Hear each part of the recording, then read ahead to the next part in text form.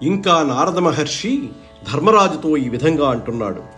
ధర్మరాజా, మీ పెదతండ్రి అయిన ధృతరాష్ట్రుడు గాంధారీ విదురులతో కలిసి హిమవత్ పర్వత ప్రాంతానికి దక్షిణంగా ఉన్న మునుల తపోవనానికి వెళ్ళాడు.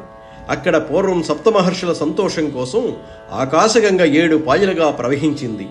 సప్త శ్రోతము అనే ఆ పుణ్యతీర్థంలో మీ తండ్రి గారు 3 వేళలా స్నానం చేస్తూ యథావిధిగా అగ్ని కార్యం ఆచరిస్తూ నిరాహారుడై కేవలం జలం మాత్రమే స్వీకరిస్తూ సకల కర్మలు పరిత్యజించి నిరాటంకంగా ప్రశాంత చిత్తుడై ఈషణత్రయాన్ని విసర్జించి దర్భాసనాసీనుడై జితేంద్రియుడై సత్వరజస్తమో గుణాల మాలిన్యాన్ని పోకార్చి తదేక ధ్యానంతో శ్రీహరిని చింతిస్తూ ఉన్నాడు.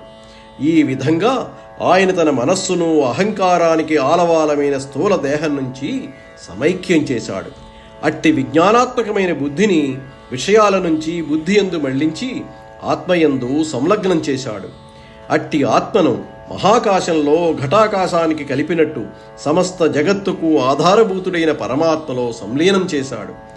ఇప్పుడు మీ తండ్రి అంతరింద్రియ బాహ్యేంద్రియాల సంక్షోభం లేకుండా మాయను నిరోధించి వాంఛలను నిర్మూలించి స్థాణువు వలె పర్ణశాల లోపల ఉన్న వేదికపై నిశ్చలంగా ఆసీనుడై ఉన్నాడు.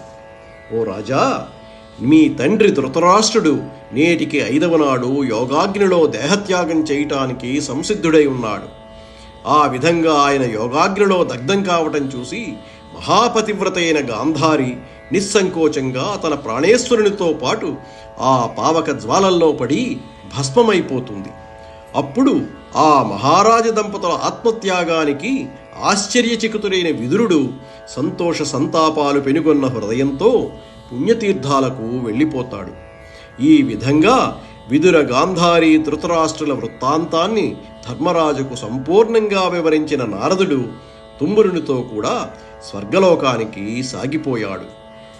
అర్జునుడు ద్వారక నుండి వచ్చి కృష్ణ నిర్యాణము గూర్చి చెప్పుట. సూతుడు సౌనికాది మునీంద్రులతో ఇంకా ఈ విధంగా అన్నాడు. అంతలో ద్వారకానగరం నుంచి వచ్చిన అర్జునుడు అశ్రుపూరిత నేత్రాలతో భరింపరాని దుఃఖంతో దీనుడై అగ్రజుని పాదాలపై వ్రాలాడు. అల్లకల్లోలమైన మనస్సుతో తల్లడిల్లిపోతున్న చిన్న తమ్ముణ్ణి చూచి ధర్మరాజు ముఖం వెలవెలబోయింది. ఆయన అందరూ వింటూ ఉండగా అర్జునుడితో ఈ విధంగా అడిగాడు. పార్థా, మాతామహుడైన మన సూరసేనుడు ఎలా ఉన్నాడు? మన మేనమామైన వసుదేవునికి మంగళమే కదా? మేనత్తలు 7 సుఖంగా ఉన్నారా? వారి కొడుకులు ఆనందంగా ఉన్నారా? అక్రూరుడు, కృతవర్మ వీరు ఆరోగ్యంగా ఉన్నారా?